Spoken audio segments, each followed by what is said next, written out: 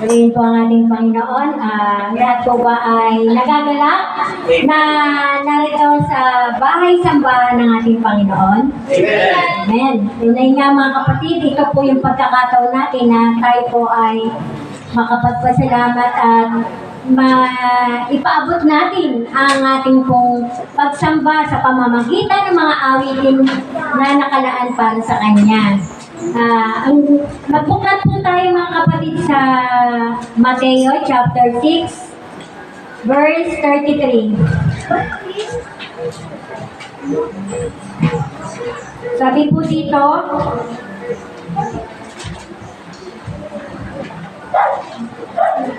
datapot hanapin muna ninyo ang kanyang kaharian at ang kanyang katwiran at ang lahat ng mga bagay nito ay pawang idaragdag sa inyo. Lahat po ay magsabi ng Amen? Amen. Purihin ng Panginoon. Basbasan po ng ating Panginoon ang talatang ating pong pagsasalu-saluhan at nawa patuloy na magbigay kalakasan sa bawat isa sa atin na naririto. Amen. Purihin ng Panginoon sa umagang ito mga kapatid. Marahil lahat sa atin alam na ang talatang ito at lagi na po itong nababanggit. Kahit saan man maririnig po natin ang talatang ito, subalit sa patuloy po nating pag-aaral, marami pong ibinibigay na kapahayagan ang salita ng ating Panginoon sa bawat isa sa atin. Sabi po kasi sa English, "But seek ye first the kingdom of God and His righteousness, and all these things shall be added unto you." Pagka po natin hinanap ang ibig sabihin ng seek sa Greek, kasi hinanap ko po yung ibig sabihin ng sa Greek po, sabi rito, zeteo. Sabi po ang meaning, it can also mean to look for, to try, to obtain, or to desire to possess. Na kung ating unawain mga kapatid, yung seek is maraming ibig ipahiwatig sa atin. Nandiyan yung seek, pagka naisip natin, seek, isipin natin maghanap or sabi nga rito yung sumubok at yung to obtain upang makuha at angkinin. Sa ibig sabihin, pag sumubok tayo na hanapin natin ang kaharian ng Kingdom of God, yung makuha natin at ito ay angkinin. Pagka naintindihan natin salita ng Diyos, doon tumutubo yung ating pong pananampalataya. At ito nga yung sa binasa nating talata, dalawa yung ibig ipahiwatig sa atin, yung seek ye first the kingdom of God and His righteousness. Suma total mga kapatid, ipinauunawa sa atin na pag tayo ay sumubok na makuha natin at angkinin natin ang kingdom of God and His righteousness, yung all of these things shall be added unto you. Kasi pag binasa po natin yung verse na sa taas po ng ating pong binasa, yun yung pong mga bagay na pangangailangan ng tao, yung damit, pagkain, at tahanan. So, more on physical.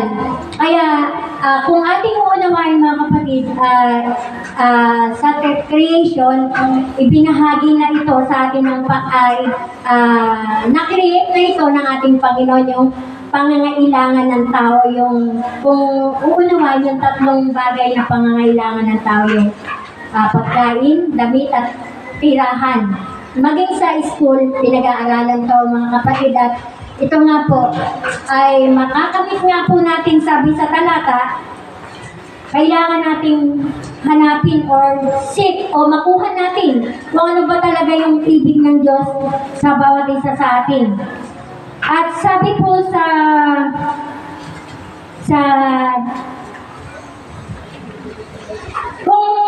kung babasahin naman po natin sa John chapter 3 verse 3, ang sabi po rito,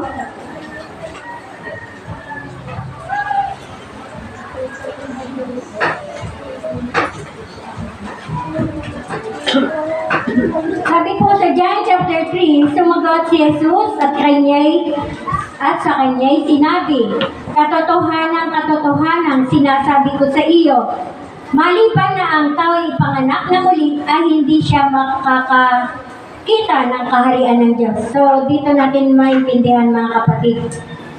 Kailangan na ang tao ay ma-born again para yung kaharian ng Diyos ay sabi rito, makita yung kaharian ng Diyos. So, intindi natin mga kapatid, alin po ba sa panahon natin yung binaborn again?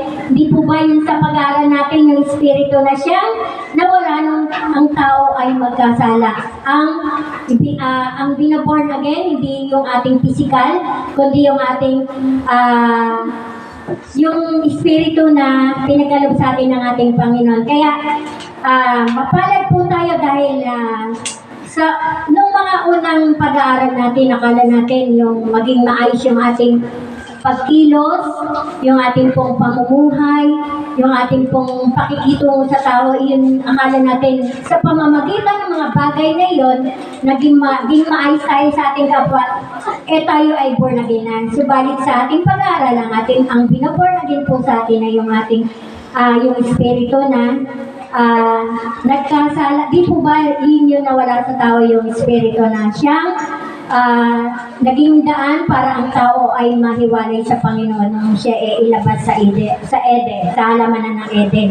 Kaya dito makikita natin yung at sa pamamagitan din ito yung righteousness ng ating Panginoon ipinagkakaloob sa atin. At ito nga, kapag tayo na born again, maaangkinan natin yung salitang yung I am the righteousness of God in Christ. So, napakapalad natin kung maintindihan natin ang mga salitang ito na sa atin po ay itinuturo sa pamamagitan ng pastor na itinalaga sa dakong lugar na ito. Kaya, isa pong biyaya sa atin na patuloy nating maintindihan kung ano ba talaga yung plano ng Diyos sa bawat isa sa atin.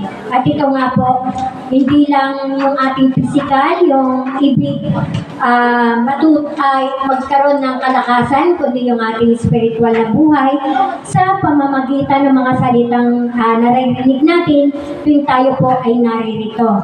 Kaya, ang sabi nga, gusto ko rin pong basahin yung John chapter 14 verse 14. Ang sabi po rito, kung kayo'y magsisingi ng anuman sa pangalan ko, ayaw ay aking gagawin. Amen. Tunay nga mga kapatid, di po ba lagi tinuturo na sa atin ngayon, paano natin makakamit ang lahat ng bagay na ninanais natin? Di po ba dapat tayong humingi or mag-ask sa ating Panginoon dahil siya po yung talagang magkakaloob nito sa atin. At ito nga, hindi tulad nun kasi mga kapatid, parang umasa na lang tayo. Alam ng Diyos yung pangailangan ng tao. Subalit, ngayon, unti-unti na sa ating tinuturo, kailangan pala tayong humingi, magsalita sa ating Panginoon. Ito pangalan ng bagay na ninanais natin at alam naman natin na ito po ay mabuti, ay tunay nga ipagkakaloob ng ating Panginoon. Kaya, gusto ko rin pong basahin yung Mateo chapter 7. Yun pong binabasa ko bilang pagbibigay kalakasan sa bawat isa sa atin na hindi lang po dapat tayo na umasa na lahat ng bagay ipagkakaloob ng Diyos sa atin. Kailangan talaga natin magsalita, humingi at doon sa hinihingi natin, kailangan natin panampalatayanan na dito po ay ipagkakaloob sa atin ng Panginoon. At sabi po sa Mateo chapter 7 verse 7, magsihingi kayo at kayo'y bibigyan, magsihanap kayo at kayo'y mga kasusumpong, magsikato kayo at kayo'y bubuksan. Sapagkat ang bawat humihingi ay tumatanggap at ang humahanap ay makasusumpong at ang tumutok ay binubuksan. Amen po ba mga kapatid? Amen po ba mga kapatid? Kaya nga mga kapatid na sa pagbabasa natin mga kapatid ay naroon na nagbibigay kalakasan sa bawat isa sa atin dahil ito nga po, noon, kumbaga sa ano, parang hindi natin alam yung ating, bagamat alam natin na sa Diyos tayo. So, ngayon, itinuturo na sa atin na talagang kailangan talaga tayong subukan natin ang Panginoon dahil hindi siya nasubok noon pa man sapagkat mahal tayo ng Diyos. Yung pag-ibig ng Diyos ay nagpapatuloy hanggang sa ngayon. Kaya nararapat lang natin na tayo po ay patuloy na magsaliksik at patuloy nating nasain na ibibigay ng ating Panginoon ang lahat ng ating pong hinihingi. At sabi rin po sa Proverbs chapter 16, verse 3,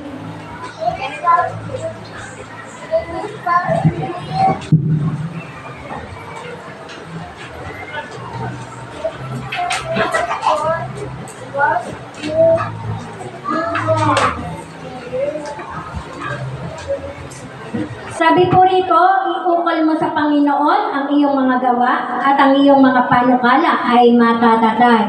So, nga mga kapatid, ito po yung malaking biyaya sa bawat isa sa atin dahil tayo nga po naririto para yun nga, meron tayong plano, meron tayong hinihiling, meron tayong plano, kaya saan po natin masusumpungan ang lahat ng bagay na ito? Di po ba sa ating Panginoon? Amen po ba? Kaya marapat lang na lahat ng ating pong ginagawa ay alam natin. Plano po natin, pero ang Diyos pa rin ang magkakalog nito at siya rin po ang kumbaga siya rin pa rin ang tutupad nito sa mga plano natin. Kaya sa mga plano natin, iasa natin sa ating Panginoon lahat ang plano natin. Siya po ang magkakalog nito sa bawat isa sa atin. At kung ito po ay mabuti, dadating po sa buhay natin. At kung ito naman po ay masama or hindi para sa atin, meron siyang ibang ipagkakalog sa bawat isa sa atin. Kaya patuloy lang nating saliksikin ang salita ng ating Panginoon. Kasi ang lahat ng bagay na kailangan ng bawat isa sa atin ay ipagkakalog niya dahil sa mga talatang ating pong binasa. Humingi lang tayo, magsabi tayo sa ating Panginoon at tiyak mga kapatid, ipagkakalog niya ito sa bawat isa sa atin. Kaya purihin ang ating Panginoon, tayo pong lahat ay tumayo at humanda po tayo sa pagpira-piraso ng tinapay.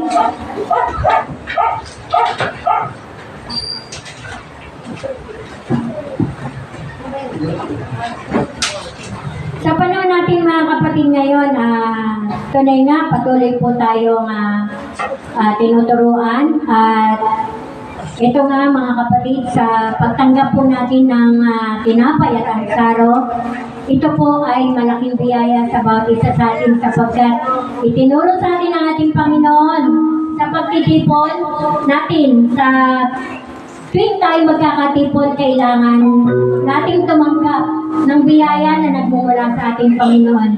Ito po yung pagpira-piraso ng tinapay at pag-inom sa kanyang saro.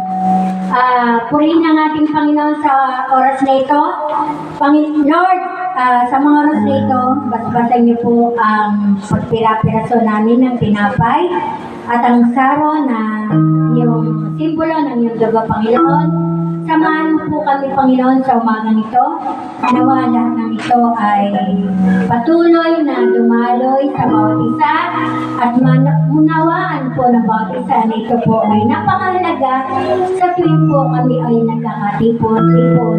At ito po ay isang biyaya namin pong tatanggapin. At maraming salamat, Panginoon, dahil pinagkalong mo sa amin ang salitang ito na ito po ay isang napakamahalagang bagay upang patuloy po namin maramdaman ang iyong kapangyarihan sa bawat isa. Kaya tanggapin niyo po ang tinapay at ang saro.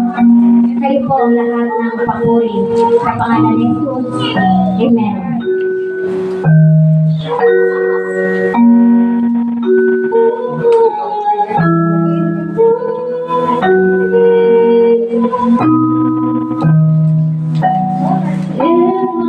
Tunay nga mga kapatid na ang tinapay, sapagkat samantalang ito po ay tinapay, ito po ay simbolo ng kanyang katawan na siyang nabayubay sa krus ng Kalbaryo, na sa panahon natin mga kapatid, unawain natin na ito po ay pag-aalaala natin sa kanyang kamatayan, na siyang naging sandata upang ang lahat po ng ating mga sala, ang lahat ng ating mga sakit, karamdaman, sa oras nito, kung ano man po yung ating nararamdaman, sa ating katawan, sa ating pisikal na buhay, sa pagtanggap po natin ng tinapay na ito, nawain po natin na ito po ang daan upang maunawaan natin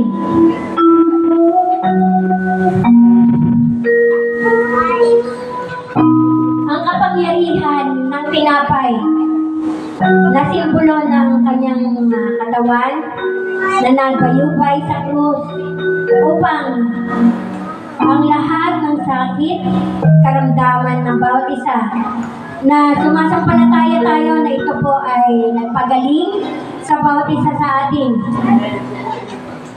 Nagalis ng mga sakit, karamdaman.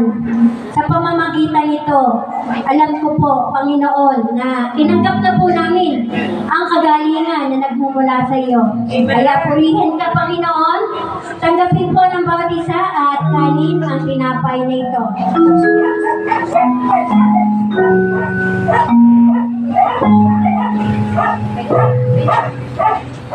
Salamat po, Panginoon, at sa saro na iinumin namin. Panginoon, salamat po sa simbolo na ito ng iyong dugo, Panginoon. Alam po namin, Panginoon, na marami kang ibiging pahiwatig sa bawat isa sa amin. Kaya ginagawa po namin ang lahat ng ito dahil tinuro mo po ito upang patuloy po namin maramdaman ang kapangyarihan ng pagdanak ng iyong dugo sa Kalbaryo. At ito po ay katubusan ng lahat ng aming sala, past, future, and past, present, and future, Panginoon. Kaya sa mga oras na ito, Panginoon, alam po namin na kami po ay napatawad na, naging righteous kami sa paningin mo, Panginoon, sa pamamagitan ng iyong dugo. Kaya patuloy po namin nanamnamin ang biyayang ito sa tuwing kami po ay nagkakatipon, maging kami po ay nasa labas o kung saan man po kami naroon, Panginoon. Maraming salamat, Panginoon, sa biyayang ito na amin pong iinumin at patuloy po namin gaganapin sa tuwing po kami ay nagkakatipon. Tanggapin po ng bawat isa at sabay-sabay po namin inumin ang saro. In Jesus' name, Amen. Thank you, Lord.